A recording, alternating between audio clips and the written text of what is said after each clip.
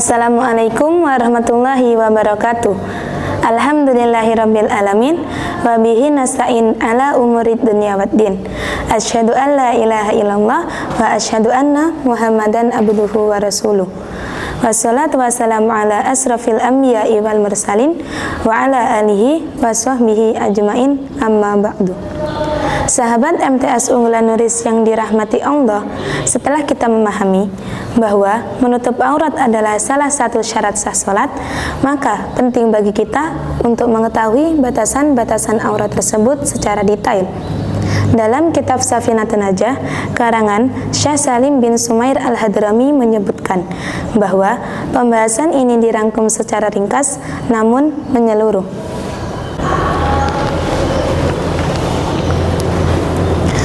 Bismillahirrahmanirrahim. Faslun, adapun ini ialah fasal.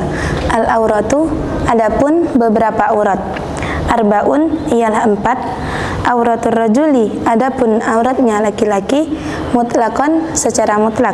Wal amati, dan budak perempuan, fis sholati, di dalam salat. Ma, ialah sesuatu, bainas surati, yang di antara pusar, warukbati, dan lutut. Wa auratul hurrati, dan adapun auratnya perempuan merdeka, fis sholati, di dalam salat. Jami'u badaniha, ialah seluruh badannya al-hurrati. Ma, sesuatu, siwal wajihi, kecuali wajah, wal kaffaini, dan kedua telapak tangan. Wa auratul hurrati, dan adapun auratnya perempuan merdeka, wal amati, dan budak perempuan, indal ajanibi, di hadapan laki-laki yang bukan mahram. Jami'ul badani, ialah seluruh tubuhnya. Wa inda maharihima, dan di hadapan mahramnya al-hurrati wal amati, wan nisa'i, dan perempuan. Ma, ialah sesuatu, bainas surati, yang di antara pusar, warukbati, dan lutut. Berdasarkan dari kitab tersebut bahwa aurat itu terbagi menjadi 4 kategori utama, tergantung pada siapa pelakunya dan dalam kondisi apa ia berada. Yang pertama, aurat laki-laki secara mutlak. Aurat laki-laki baik di dalam sholat atau di luar sholat, di depan sesama laki-laki atau wanita mahram, yaitu antara pusar dan lutut. Perlu kita ketahui bahwa pusar dan lutut sendiri tidak termasuk aurat. Namun, untuk memastikan aurat tersebut tertutup sempurna, maka sebagian pusar dan lutut harus ikut tertutup. Kaidahnya yaitu wala yatimul wajibu illa bihi fahuwa wajibun, yang artinya sesuatu yang sebuah kewajiban tidak sempurna kecuali dengannya, maka sesuatu tersebut hukumnya menjadi wajib. Yang kedua, aurat wanita merdeka di dalam sholatnya. Saat melaksanakan sholat, seluruh tubuh wanita adalah auratnya, kecuali wajah dan kedua telapak tangan, baik punggung tangan maupun telapak dalam hingga pergelangan tangan. Dan pastikan saat kita melaksanakan sholat itu, bagian dagu bawah harus tertutup dan tidak ada rambut yang menjuntai keluar dari mukena atau penutup kepala. Yang ketiga, aurat wanita di depan laki-laki yang bukan mahramnya. Jika seorang wanita berada di depan pria yang bukan mahramnya, maka auratnya adalah seluruh anggota tubuhnya. Dalam konteks ini termasuk wajah dan telapak tangan. Dalam pandangan yang kuat dalam mazhab, guna menghindari fitnah di ruang publik.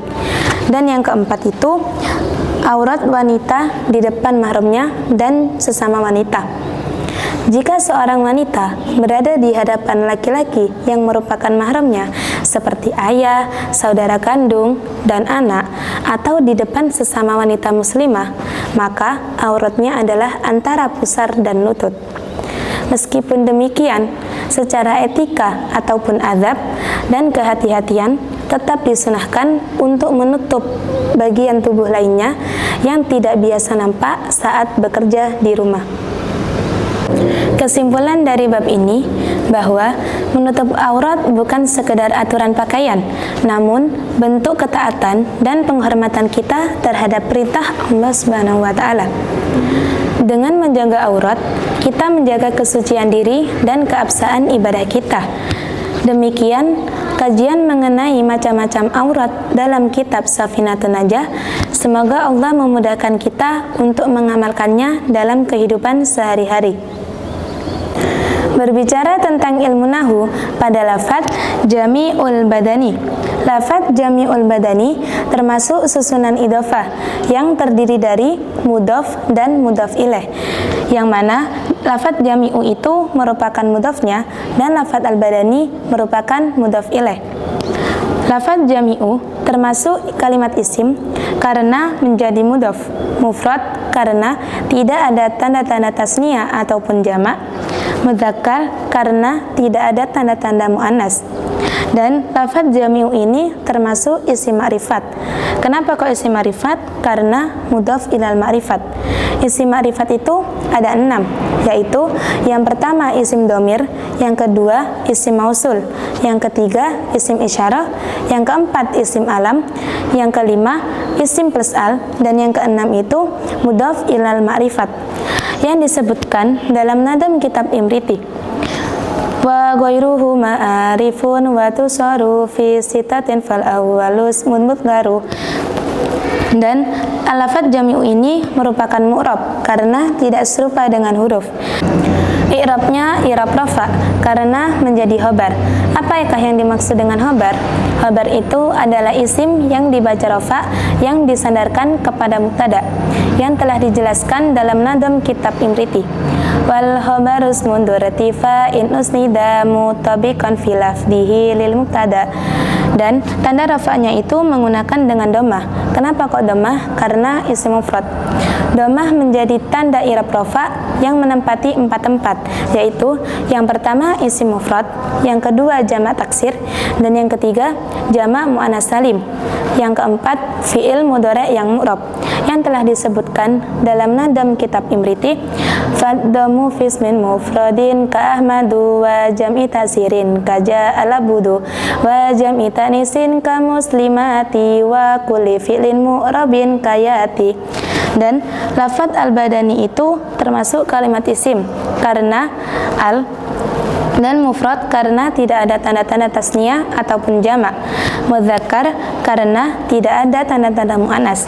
Lafaz al-badani merupakan isim ma'rifat karena isim plus al, mu'rab karena tidak serupa dengan huruf, i'rabnya i'rab jar karena mudhof ilaih, tanda jarnya menggunakan kasrah karena isim mufrad. Mungkin kami cukupkan sampai di sini. Kurang lebihnya kami mohon maaf. Akhirul kalam. Wabillahi taufiq wal hidayah. Wassalamualaikum warahmatullahi wabarakatuh.